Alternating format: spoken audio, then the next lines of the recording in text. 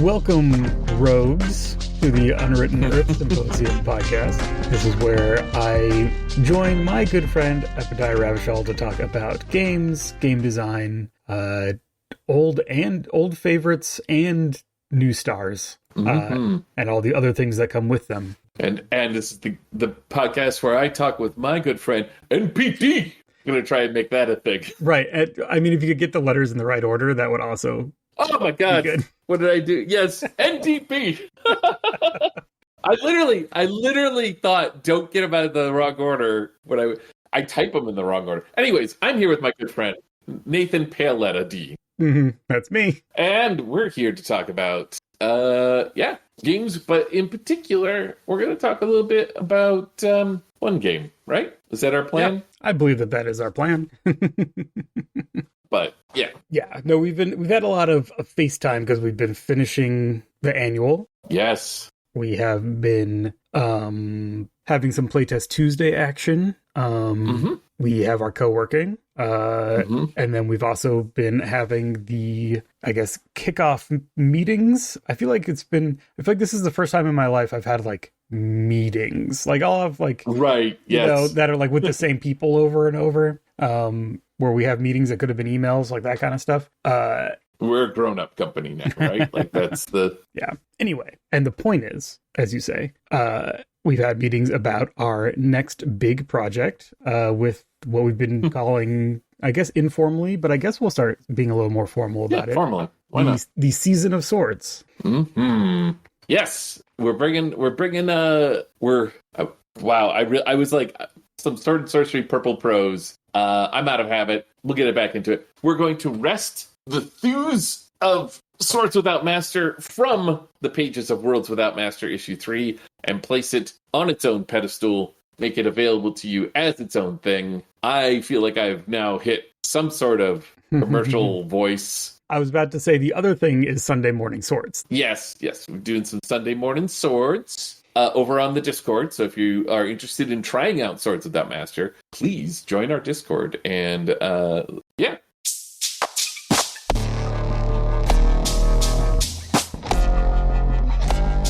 Should we tell the story of Swords? Please, can you unfold the tale? Yes. Unfold for us the fecund history of this story entry into the truly true role-playing game canon. Yes. Okay, we'll go all the way back. We'll tell the legend, right? The Legend of Monkey Dome. The Legend of Monkey Dome. Monkey Dome, I am now in my brain trying to figure out what year that came out. I'm just peering around the corner to see if I have a print copy just lying somewhere that I can quick check. All right, so Monkey Dome, June 6th, 2009. What had happened was, June 6, 2009, there was a JiffyCon, which was a little convention in Massachusetts that was, at this time, I think it was in a hotel, but just before then, it was like in a church basement, right? Like it was, it is where I met my wife, Emily. She's the one who organized JiffyCon, and it was for just her friends. She's a game designer. She did Breaking the Ice, Shooting the Moon, the whole Romance trilogy, and she's neighbors or like lives in the same nearby city with like the Bakers, of Apocalypse World fame. So she created a little convention that let all the game designing friends bring their games, try them out, test them off on each other. It was a lot of fun. The convention, I believe, I may be misremembering here, but I believe was specifically designed to have childcare involved because a lot of these people were of the age where they had young children and couldn't like attend a convention. It was difficult to just attend a convention. Anyways, this is not the JiffyCon where I met Emily, but this is one a few times after that. And I was living in New York with a bunch of friends, and we had gotten into the Playstorming, which we've talked about a bit on previous episodes. As previously discussed, yes. Yes. And this is one of two games, what we called a game in a jiffy, where it was a week before JiffyCon. Someone had like the barest idea of a game, and we Playstormed it and did everything to produce the game by the Friday of JiffyCon, right? Like the Friday where JiffyCon came. It is an immensely fun process. I really enjoyed it. Also, I'm really glad I did it when I was, I guess, 16, 17, 18 years younger than I am now, right? Like, little sleepless nights, because we're doing everything here. Writing, editing, layout, designing. Mm-hmm. Anyways, Monkey Dome started when a friend of ours observed that we were watching Thunderdome, the Mad Max movie, and a friend of ours observed that this movie couldn't decide if it was a grim or a zany film, basically. Like, I'm sure he put it much better than that, but what ended up happening was we were like, oh, what if, before you did anything in the game, you rolled 2 dice? One was grim and one was zany, and whichever one's higher determined the tone of the thing you did. Mm-hmm. And that launched Monkey Dome. So Monkey Dome, we made the game in a week, played it quite a few times, had a lot of fun with it. Like, I really, really enjoyed playing the game. I won't go too much into the process because, again, that's a play-storming podcast. But I'm trying to, like, describe the weird emotion where you've spent an entire week building a game from scratch and you should be exhausted and hate the game, right? Mm-hmm. Like, you should be, you're that part of your process where you're like, why did I decide to do this? And, like, yeah, we went to I think a Kinko's or Staples or something to print them out, and then jumped on a train because we were in New York. We were taking a train up to Massachusetts, and we were on the train, and I think the train was delayed. It was taking a long, long time, the trip, and my friend Jason Keeley of Paizo fame, actually, he's done quite a bit of things. Anyways, he was like, "Hey, you guys want to play a hack of Monkey Dome?" So this is a hack of a game that has existed for a week, and we've done nothing but play this game all week. And we're like, yes, we do. And he did a Western. He ran a Western where the tones were young and guns, which exquisite. And it was during that I vividly remember staring out the window on that train while playing that game, when my brain was like, "Hey, Eppy, I know you've spent the past 3 years just eating up every sword and sorcery, all the Fritz Leiber, Fafhrd and Grey Mouser, all the Elric, all the Conan you can get your hands on, all the all the Tanith Lee, and anyways, I was on a huge sword and sorcery kick. And I kept wanting to make a sword and sorcery game, and I kept making the mistake of going back to the D&D roots. And then while we're sitting here on this train and we're playing this hack, it just clicked in my head. I was like, oh, this is going to be, I'm going to hack this to sword and sorcery. That's what's going to happen. and that's what became Swords Without Master much later. So shortly after that, we started the Design Matters booth at Gen Con. Oh, yes. This is vaguely embarrassing, but let's do it. Okay, I don't know why this is embarrassing. I guess you can tell me why this is embarrassing. It's because of my designer hubris, but we'll go through. We'll get to it. Well, I simply was going to say so that lines up for me because I believe my first encounter with Swords Without Master was you running it, in the hotel lobby after hours in 2009 or 2010, something like that. And that was definitely I am working on this. It wasn't on any particular path at that moment, but there was already an aura of oh, hey, have you played Swords Without Master? Because Eppy's working on this thing, and it really whips. We didn't say that at the time because it was 2010, but every so often, at least at that time, there would be kind of a oh, have you played this one yet? Works in progress that people have that you can see the promise, but they're it's not really done yet, so I don't have it out. And we've talked about that before, that whole back and forth of when is it play testing, when is it done, whatever. But I remember, you running it, at whatever 2 a.m. for 8 people. Again, things we could do 15 years ago, right? That we can't do now. Yes. And I have no particular memory. I honestly do not remember details from most games that I play. Who were the characters and what are the things that happened? That's not... You've lived thousands of lives. Right. It's hard to... It's all there in the moment. I don't really have a story about it, but just the impression, that I remember from that was like, oh, this is cool. Yeah, I mean, I feel like I have a little more wiggle room to agree with you that it is cool because of Monkey Dome, right? Like, I didn't invent Monkey Dome. Monkey Dome came out of the group of us. There were a bunch of us playing it. I didn't invent Monkey Dome, but Monkey Dome invented me. Exactly. Yes. I'm just going to grab the credits page here and just Emily Caraboss, Jason Keeley, Eppy Ravishad, John Stavropoulos, and Jim Sullivan came up with the structure and rules of Monkey Dome via playstorming. And I just wanted to, I want to make sure I get a shout out to everyone.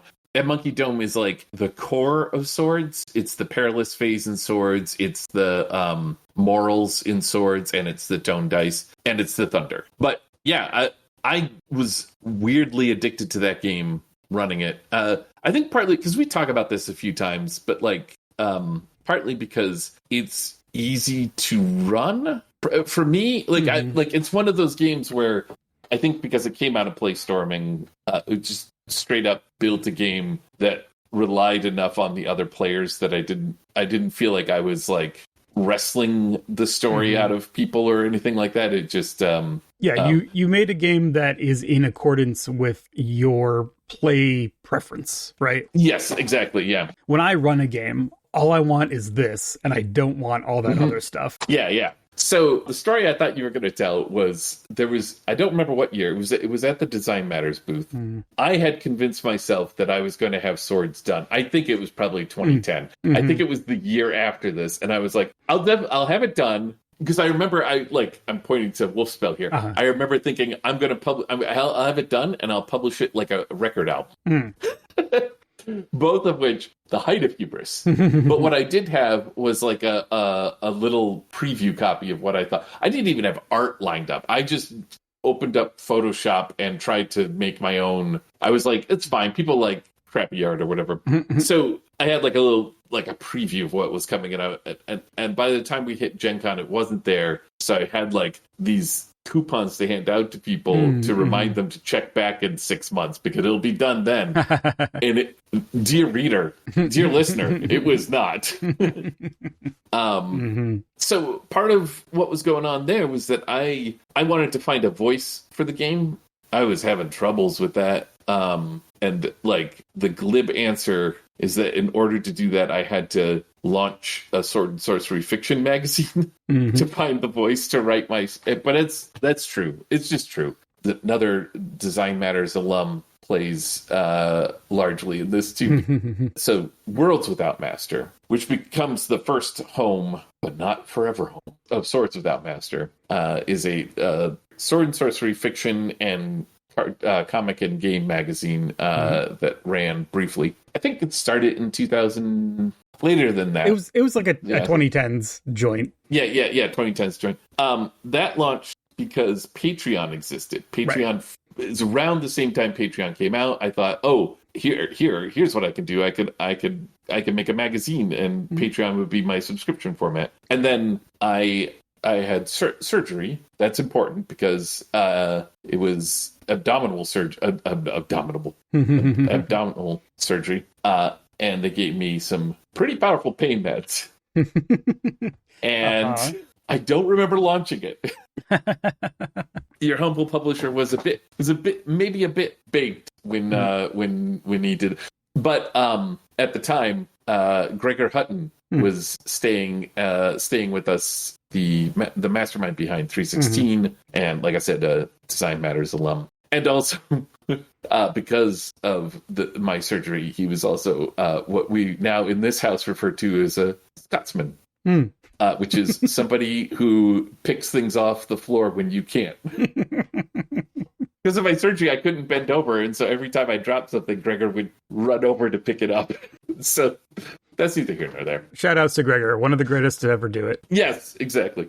We should have him on the podcast. We should. Gregor should just be a podcast. Like that you can listen to that man talk. That man's gift of gab is like mesmerizing. I remember when my family first met him, just watching them at the table stare at him while he talks for. Anyways, Gregor was just a nice level hand while I was flying high. And then he's like, Eppy, just do it. Just do it. Just do it. So I launched that magazine, trying to find a voice for swords, writing my own sword and sorcery fiction, and I didn't intend to do this, but by the time it came around to issue 3 of that magazine, I wanted each issue of that magazine to have a little role-playing game in it. And we've only published 11 issues of it, but by the end, all but one of them had a role-playing game in it, and the one that didn't had a supplement to a game that was in the first issue, so that was fine. It includes such alums as Wolfspell and Mask of the Mummy Kings, but in the 3rd issue, I didn't have one, and it was delaying the issue, so I thought, let's do it. Why not? Let's just write this game up and put it out. And I did. I think I may have even released it on April 1st. I don't know if that was intentional or not. I was like, oops, I published Swords Without Master. And that is chapter 1. Legendarily, Swords Without Master, available in Worlds Without Master issue 3, is the full title of that edition. Yes. There was a record and CD store, record tape CD store, whatever, in the town where I grew up called The Exclusive Company. And every single radio ad they had for it, the owner was on the ad that he'd end it with say it with me, The Exclusive Company. And I 100% had that ad in my head when I started trying to get people to say over and over again, Swords Without Master is in Worlds Without Master issue 3. It worked. Yeah. Trust in The Exclusive Company. And here's Elton John, MCA, the one and the last song. Price $6.99 cassette, $9.99 on CD. You saw it on Channel 15. Say it with me, The Exclusive Company. The thing about Swords is that it is a wonderfully convention-friendly game and a wonderfully one-shot-friendly game, right? Yeah. So people who were inspired by both Worlds and by Swords itself were able to just kind of like, I'll run this at Games on Demand. I'll run this at my local meetup, group, because it's also, I think, very accessible for playing with strangers. Yeah. In a way that I'm not quite sure how to define, but like I am more comfortable sitting down with Swords at a table with people I've never met before than with, some other games where like there's a little more like, okay, we need to kind of not get to know each other, like we all need to be friends, but like there's a little bit of like, okay, so what's our dynamic? What is our combined vibe going to be? And that really can be part of getting to play, right? Is like establishing some rapport and everything. And I feel like Swords is really good at just being like, I don't care if you guys have rapport. You can still play. Just get in there. Just get going. Well, the rapport will happen. I think the Eidolons, and I'm going to just state for the record that I know I'm mispronouncing that word, and it's too late. It's absolutely too late for me to fix it in my brain. But I think it's Eidolons. I couldn't say. I mean, Eidolons sounds cooler, but anyways, for the uninitiated, when you make a rogue in Swords, because you make rogues in Swords, rogues not in the D&D sense, but rogues in the, I guess, in what the word meant before the year 2000 when they decided to make rogues the new name of the thief class in D&D. The rogues they have no master and they are master of no one. Right. One of the first things you do when you make a rogue is you get your Eidolon, which is a thing of our world. It's a thing that actually exists that reminds you of your rogue or your rogue's world or your rogue's story. So a very easy thing here for me was to bring a bunch of fantasy art cards and spread them out on the table. That was such a sweet moment in like running those at cons, right? And then people would just pour through them looking for the thing that sung to them. But they don't have to be, it doesn't have to be images, they don't have to be illustrations. We've had ones where people brought like the drink that their rogue drinks. Songs are a good one, right? Songs, yeah. Whether it's like a prog rock kind of stuff or if it's like a murder ballad or something, like there's lots of inspirational musical genres that you could pull from. The actor that would play the rogue is also one that people will do quite a bit. I'm trying to think of like some of the other like really unusual ones that I've seen. I mean, most of the time, this is a danger of being somebody who has published a game and is now trying to sell it, and that is most of the time I'm just running demos of it. So I do bring the art cards. I do offer them up to people. Yeah, my technique for that has been, I mean, years ago, I just printed a bunch of Weird Tales magazine covers. Yes, those are good. I think I have like 8 of them or something, and laminated them. And it's just like, you can be like the guy or the snake, or like there's weird magic on this one. There's just, they kind of gestalt into a little set of things that all kind of make sense together.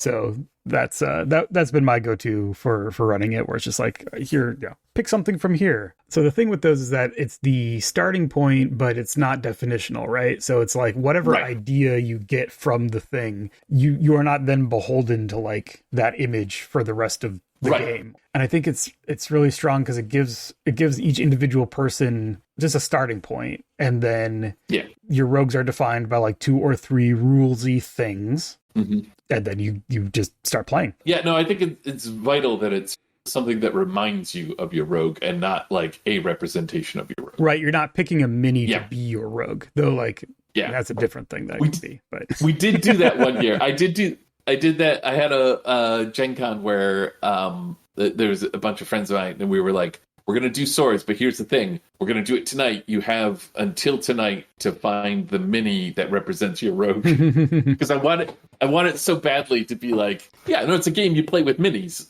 Sure. but no, it doesn't have to be that. Actually, themed eidolons is an important thing that I've done when I'm not doing demos, like where you do say something like, oh, here's this one band's oeuvre. And you have to pick a song from that. Everyone has to pick a song from that, Yeah, it's a way to do a little more of a focused, like, because there's like the demo sit down and just start style also is a bit of a like anything goes kind of fictional world, where it's like anything that happens is fine because like the constraints are very limited. But if you want to have more of like, no, I want to do Dying Earth, like that's what I want to specifically do, then you might pick something like, all right, everyone pick an Ion Stone to be like your or whatever. So something that's more specific to that, to create that fictional frame. Like like you said, the demos are very much we build the world as we're playing, which is the game handles quite well. But like oftentimes when I do have like either like an ongoing game or especially in the early playtest days where I was playing with the same people over and over again, you start to like construct the world, from the ways you've played, but also like naturally just thinking about it, you're like, oh, I want to add this to it. Or next time we play, like I played a game once where before we sat down, I said, this is the tragic story. So one of these rogues is going to die before the end of this session. And that's fun because then people get to fight over whether it's their rogue. Generally speaking, people want to be the rogue that dies. Right. So we have many stories to share about this game, but if you've gotten to this point, one may be curious to hear. So that all sounds great, but what is this game actually?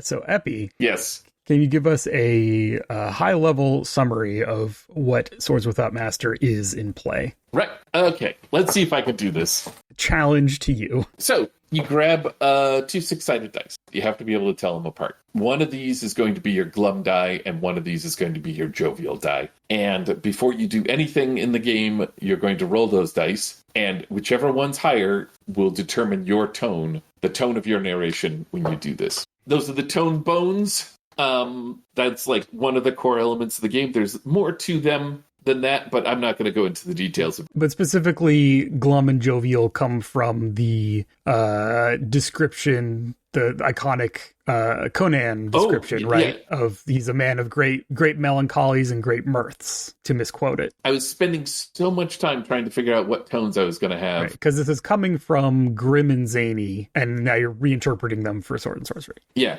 Grim and zany are great for Monkey Dome, but I wanted something, I guess I want the tones slightly closer together. I should say, in all cases here, tones are broadly interpreted. The book goes into it, but like glum is like not just sad. You could be happy in glum, but you're content, right? Glum is subdued. It's quieter. It's cooler. And jovial is louder and hotter and more passionate. you could be sad while you're jovial, but you're just wailing.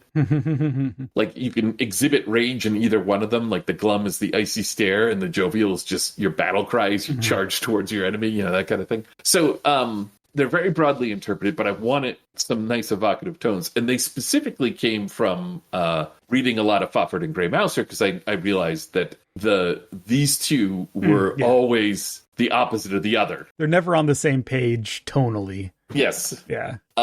So I went with Glum and Jovial, and then, I didn't settle on Glum and Jovial. I had been sitting on Glum and Jovial for a little bit, and then I realized that it matched Conan's Great Mirths and Great Melancholy.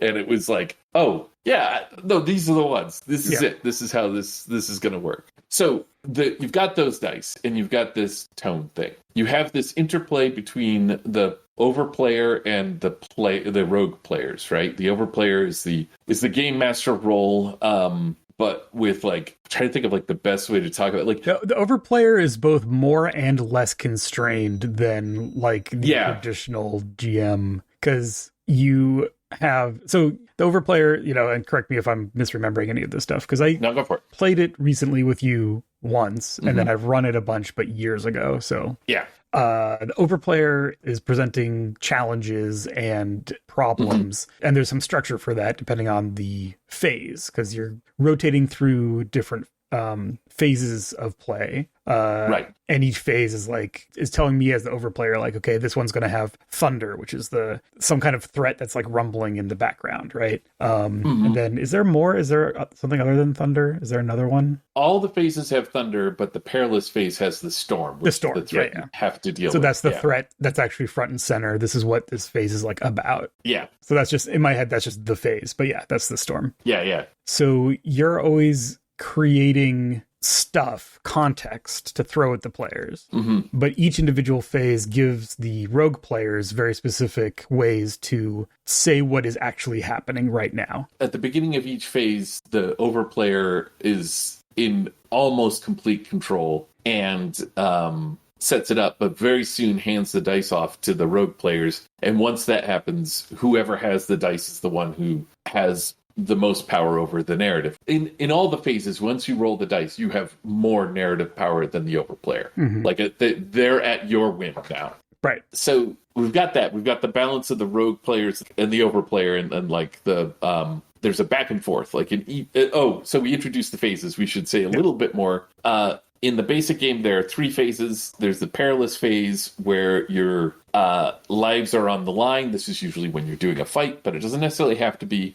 You have the discovery phase, where we're learning something about the world through your rogues' previous experiences, or what they're currently witnessing, or what they're being told by someone else. And then we have the rogues phase, which is sort of the rogues unleashed. And one of the things about this is that the phases are about the rules you're engaging with and not the content of the phase. The perilous phase tells the overplayer that they have to bring the storm and people have to slip and struggle with it. But it doesn't say that storm has to be a monster or a combatant at all. It could be a literal storm. You're at sea, or it could be the side of a mountain that you're trying to climb. Same thing with the discovery phase. I often use discovery phases as this kind of quiet beat after a perilous phase, but I've also had them in the middle of battle. Why not?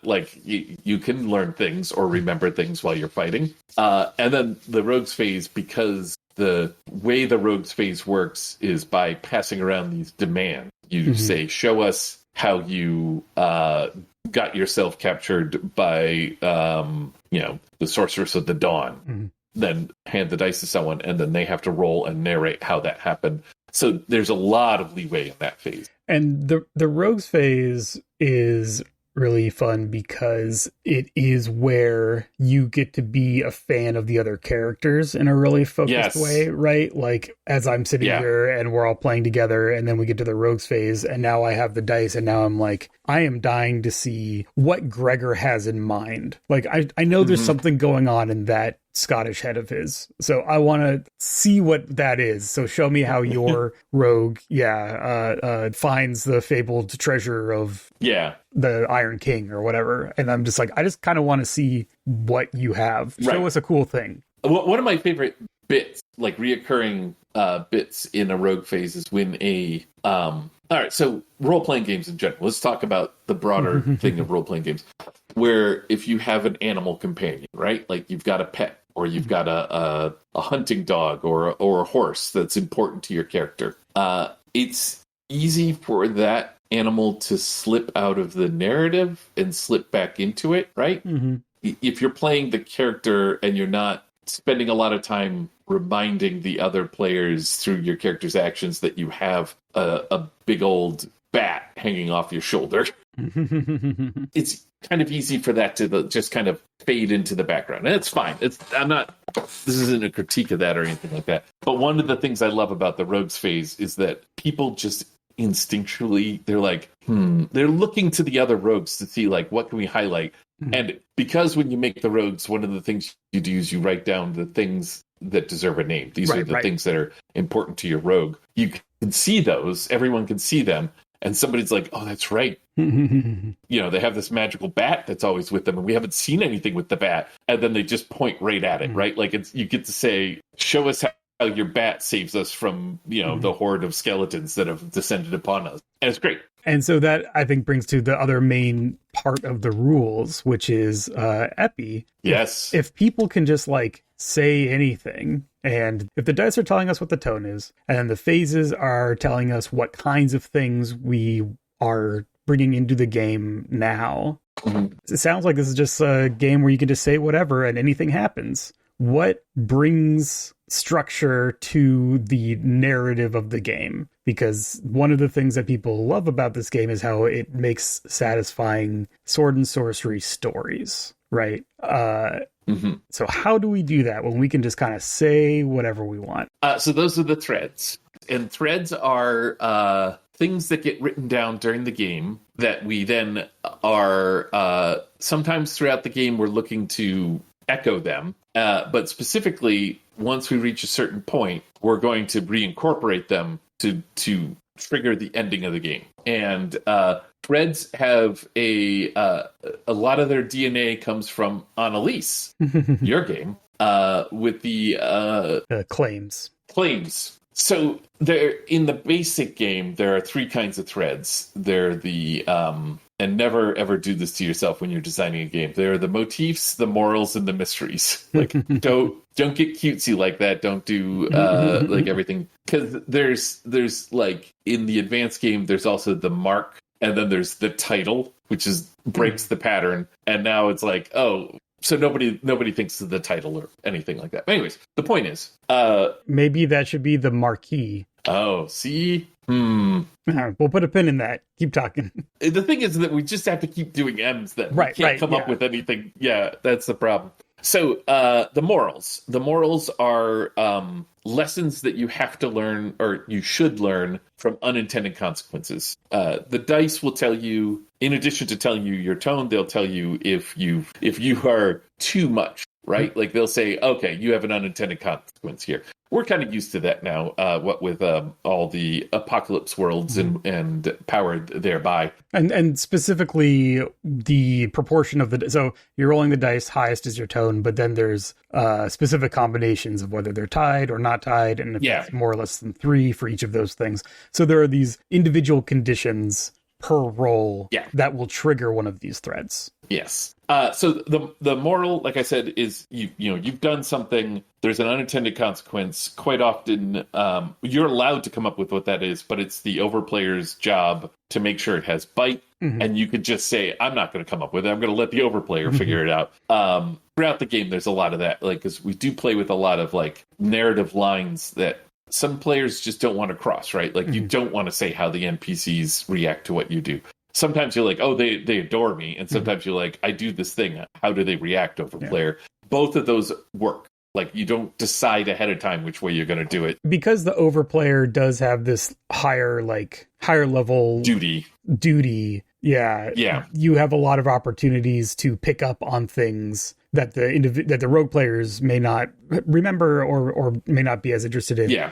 Part of the overplayer job, and it is fun. Part of the fun thing you do is that kind of herding cats kind of thing of like keeping things kind of towards, like, you're not playing before you play, right? Like, you're not like, oh, the ending of this game is going to be this, but you're the one who's in the position to say, well, because of what happened 20 minutes ago and the thing that you just said, obviously our direction is towards this, and then you can use that to inform your specific, here's the moral, or here's what the reaction to that thing is since you're throwing it to me. Yeah, exactly. So the moral, you do this thing, you have an unintended consequence, and you have to write down a lesson. Now, we'll get to what happens with that lesson in a moment. It doesn't mean you're going to learn it, and I think that's very important. The mystery is you're unable to do something, but because of some supernatural or some unknown reason, and you get to describe like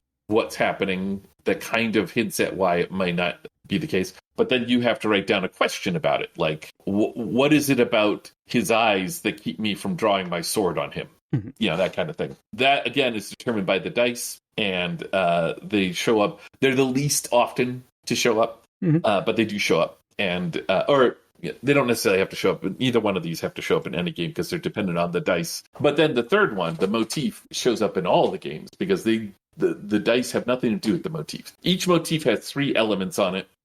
In the beginning, those are all blank. And what that is when your fellow player says something that just screams sword and sorcery to you. An example I keep using is like, they describe an altar drenched in serpents, and you're like, yes. So you write down this altar drenched in serpents. You put that as an element on the motif. And as you fill these elements in, as you move on to next motifs, some of the elements have to echo the previous motifs. That just means you have to pay attention to the motifs as you're describing your things, and you have to like try to echo it. You can't say something cool and write it down. Someone else has to say it, and you write it down, or you say it and someone else writes it down. Right. So often not often, but you can get into like a fishing game, right? Like you look at something and you'd be like, I'm going to just keep echoing those serpents, just snake after snake after snake. Come on, someone. Right. And then finally you describe the rainbow iridescent scales on a giant snake that like coils out of a dry lake bed. And they're like, oh, and then they write that down. Yeah. Once you've filled all the elements in all 3 motifs, that's the thing that triggers the end game, which says, from here on out, we're going to play exactly as we've been playing, but now we can reincorporate these threads. And some of those threads are reincorporated by putting bits of them together to make something new. That's the motifs. Those mysteries are reincorporated by answering the question or by like asking a new question that progresses the mystery. And the morals are like showing that you've learned your lesson, showing that you'll never learn your lesson, teaching the lesson to someone else, that kind of thing. And this is part of, I think, what really nails it home for this game. Once all but one of the rogue players has reincorporated, the game is over. Like, we have told our sword and sorcery short story. That's it. And because you're doing this reincorporation, because you're trying for it, the arc of your story feels inevitable, even though no one at the beginning had any idea where you were going. Right. Not the overplayer, not the rogue players, no one else. You just built this out of like, you set off on adventure, and then you've reached this point that feels like a button. Now that button doesn't always feel like, oh, this is the end of things, which is good, because like quite often it's like, this is chapter 1. This is a good arc. We've ended. This is our first episode, our first issue.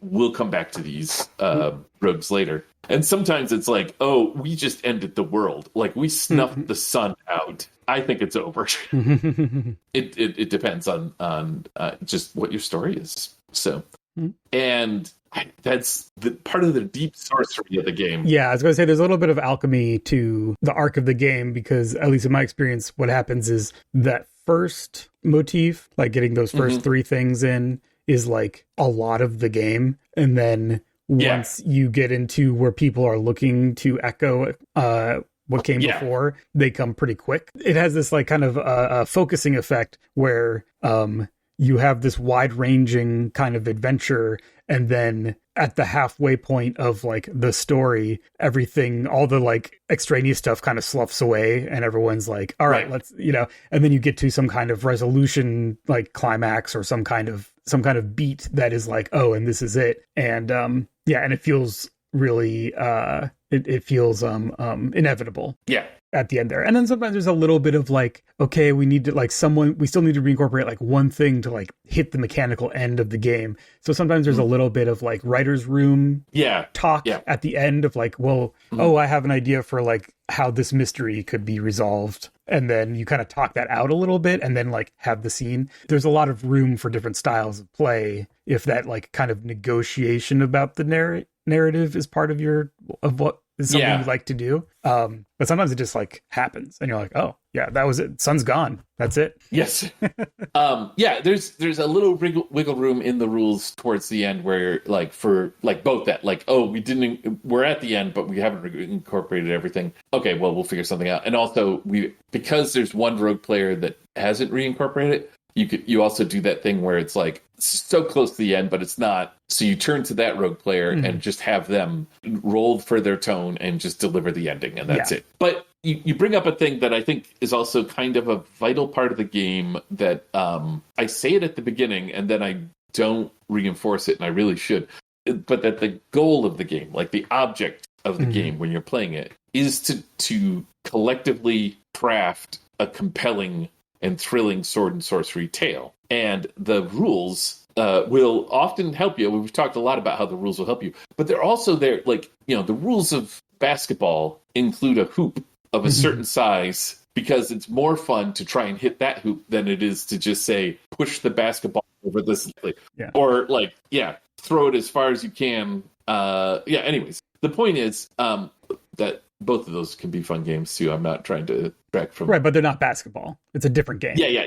Totally, yeah. So there's definitely some points where you can get into this thing where you're like, oh, hey guys, we need to work together or we're going to lose this game, right? Like we're going to fail to reach our objective. And that doesn't happen. I mean, I've played this game so many times, and it's never happened for me out of the playtest. The early playtests, there were a couple times where I didn't like lay it on the line at the beginning, and I'm like, so people like engaged with it from a different perspective. Like different role-playing games have different ways of engaging. Yeah, I mean, it's like anything. Like the rules are there to get you to say things that you wouldn't have otherwise said. And yes, if you're not familiar with this kind of game, if you're not in this tradition, or you haven't played games that are more about the things you say and less about the things your character does, right? It's kind of to do a false dichotomy, but like I think one that kind of gets to what I'm trying to say.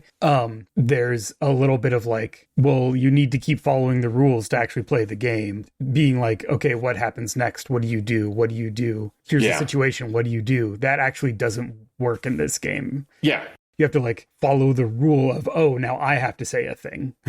I have to establish context for the other players, and that, so yeah, it's not like every single person is just going to have the most amazing time because it's a game. There's different ways of approaching it and different levels of familiarity. And there's a learning curve. You play it a couple times and you find the ways that make it sing for you. Because like, I think when I run it, I have a slightly different approach than when you run it, just because like I kind of like to see certain things. And I'm like, you know what? I'm just going to make sure that they happen. And that's just my preference. It's not like, good or bad or whatever. Right.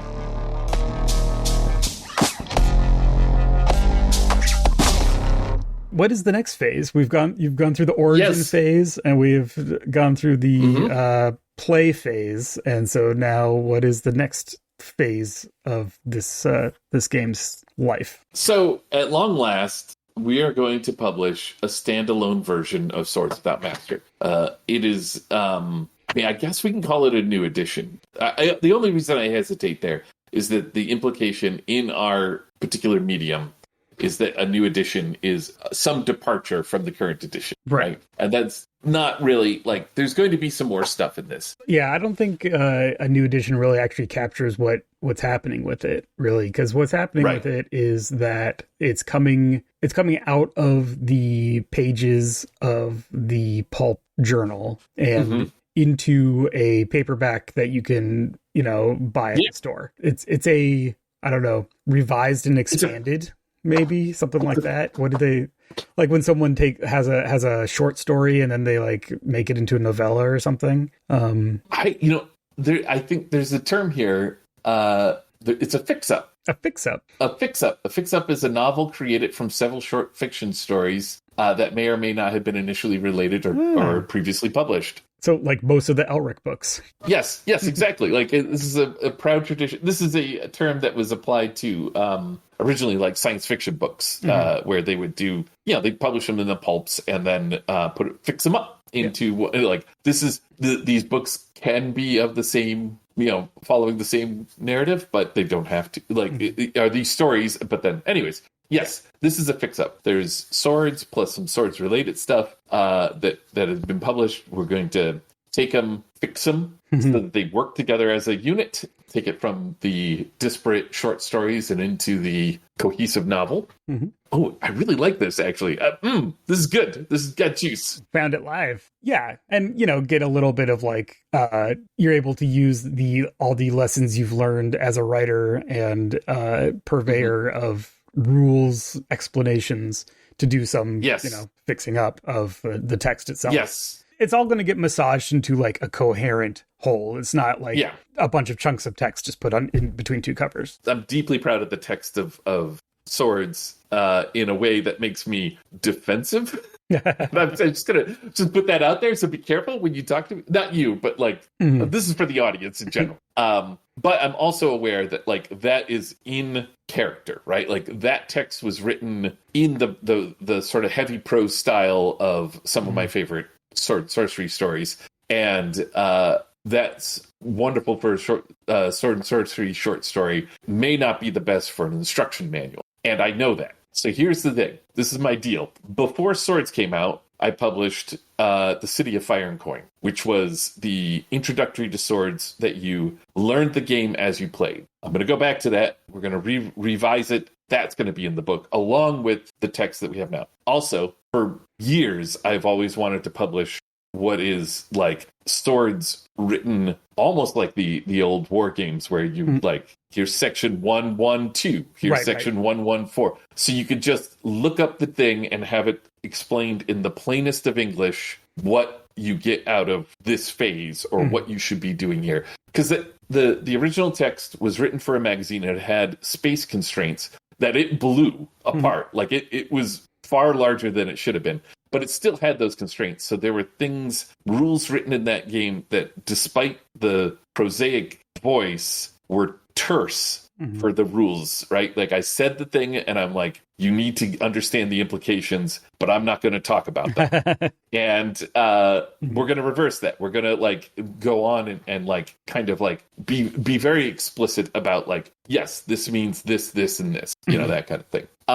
And like I said, there's other things that we'll probably throw in there. There's stuff with the Rogue Scroll and with Star Wars, which is a space fantasy hack, and other things that we're building towards. But I think like all of this is still like we're still in the phase of like getting this put together. I think the most exciting news for me, and I think it's also the most exciting news. I think I speak for the symposium. Yes, yeah. We are very eager and proud to announce that we've just brought Shell Khan, the artist, did the Wolfspell cover, has done work for both of us, did the very first illustrated cover of Worlds Without Master, because the first few didn't have an illustration.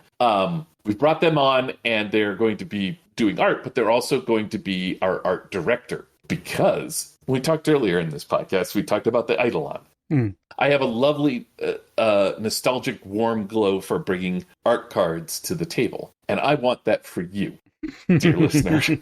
Our intention here is to publish the book with all the rules you need to play, all together, the bunch of supplementary material. And then in addition to that, alongside that, decks of Eidolon art cards that you can bring to your table, spread out before your players, and say, let's go. Let's dive in. Yeah. Yes to all of that.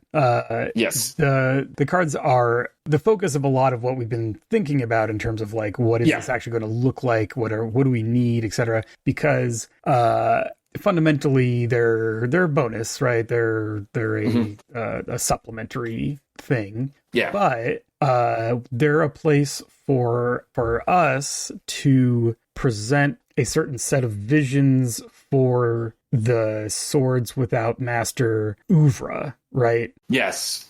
To be a base, but not the limit of what we envision to be some of the strongest visions for play. And so what Shell is going to be doing is helping us both find and coordinate with great artists who work in a variety of visual styles to create these sets of cards that then will be these like cohesive visions of like, here's what this kind of game could look like. And then they'll also be you'd be able to mix and match if you pick up multiple sets, so that you could create your own kind of thing. You can mix them with other Eidolons, right? Like they don't have to be the only thing. But they also are going to have information. They're going to have a dual purpose where they'll have the visual art on one side, but then the other side will have some textual little nuggets. Because one of the things your character has, for example, is you all have feats heroic, which are like go-to. Oh, my character, when faced with danger, my character always does these two things. One's jovial, one's glum, right? And they're just kind of like a go-to. They're a way to define your character, and they're also just a like thing you can always bring up as you play.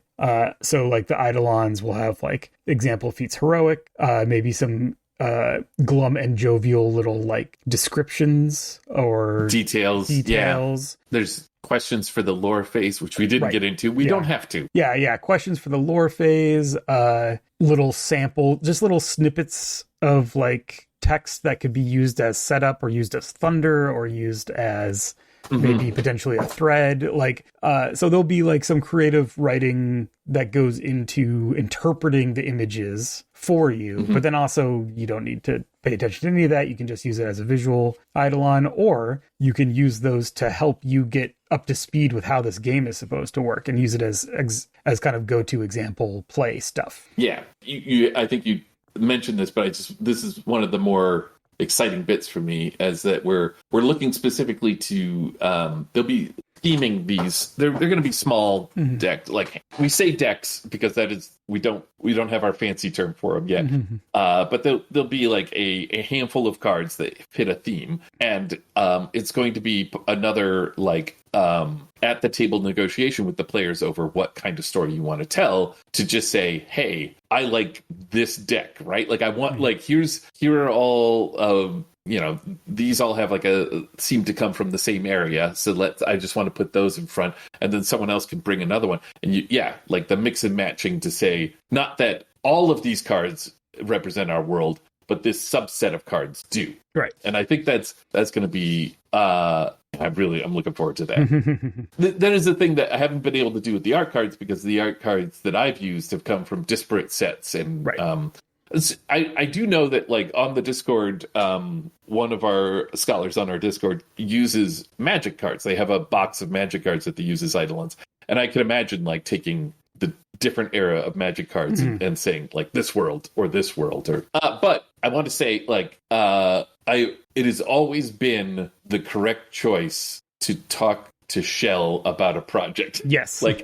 every time I've ever like my personal history with Shell I think starts with Worlds. I think that like I reached out to them to do an illustration for the short story that inspired Wolfspell, and I'm terrified of artists because of my awe for them. You're awestruck. Yeah, awestruck. Yes, and they were a delight to work with, but also like incredibly insightful. Like, and that's the thing that I think is going to be. Shell brings a whole career as an art director for other media, as well as being a sword and sorcery focused artist in their own right, because not all of their work, but like a lot of it is in the general penumbra of sword and sorcery stuff, and also has deep roots in the like indie comics community, which I think we have a lot of appreciation for, bringing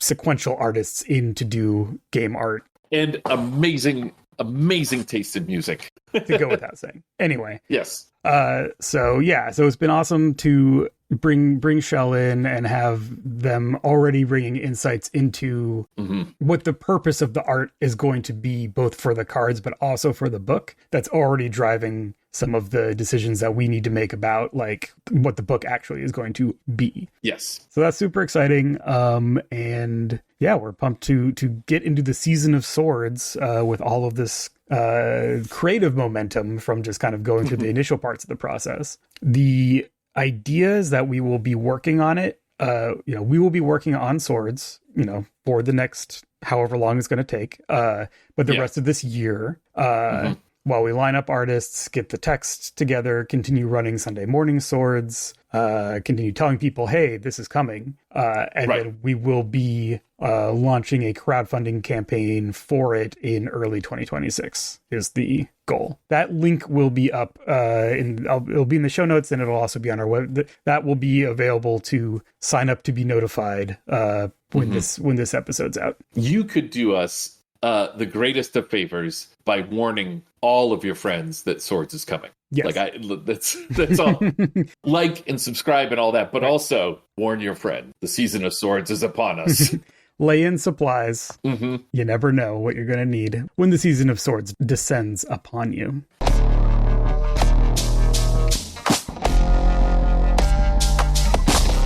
With our next episode, we'll be back to our regularly scheduled podcast structure, where we'll be talking more about, design stuff and play stuff and homework and all that business. But when we first brought the symposium together, which at this point is a little over a year ago, we've like crossed the 1 year anniversary of what are we, are we going to do something? What are we going to do? Our roadmap, such as it was, is like do a thing, which turned into the annual, make sure that we are going to be able to work together in the long term, which I think we are confident of being able to do. Resounding yes. And then get swords out, make swords happen. That's like, that was the, we need to do something else first to like get our feet under us. Yes. But like the thing that was like, oh, and we obviously will do this from the very beginning was the standalone swords. So now the season's upon us, and it's very exciting. Yes.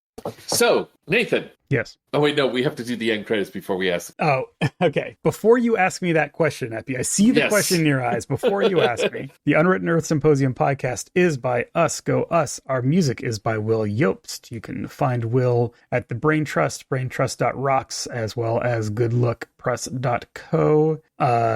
You can visit our website, unwrittenearths.com, for links to all of the things, including our the Adventure and Hobbyist Annual 2025, which is now out, both digital, and we'll have some physical copies available to order as well as links to the aforementioned Discord, where Sunday Morning Swords is continuing to happen, and the Patreon, which continues to fund the ongoing operations of the symposium. Patrons got their copy of the annual, and if you want to continue to support us and also get stuff as we make it, which will include swords. I see no reason for it not to include swords. You can hop over to the Patreon, give us a couple bucks a month, and get an extra podcast a month, plus expenses, where we talk about other stuff, as well as every so often we'll just be like, hey, we have a game for you. And you can be like, okay, I want it. And then we'll send it to you. That is another benefit of the Patreon. I believe those are the credits. And so, Eppy, you had a question burning to ask. Yes. Have we made a game yet? I mean, you have. It doesn't exist. We don't own it yet. The quest continues. The quest continues. Oh, I like that.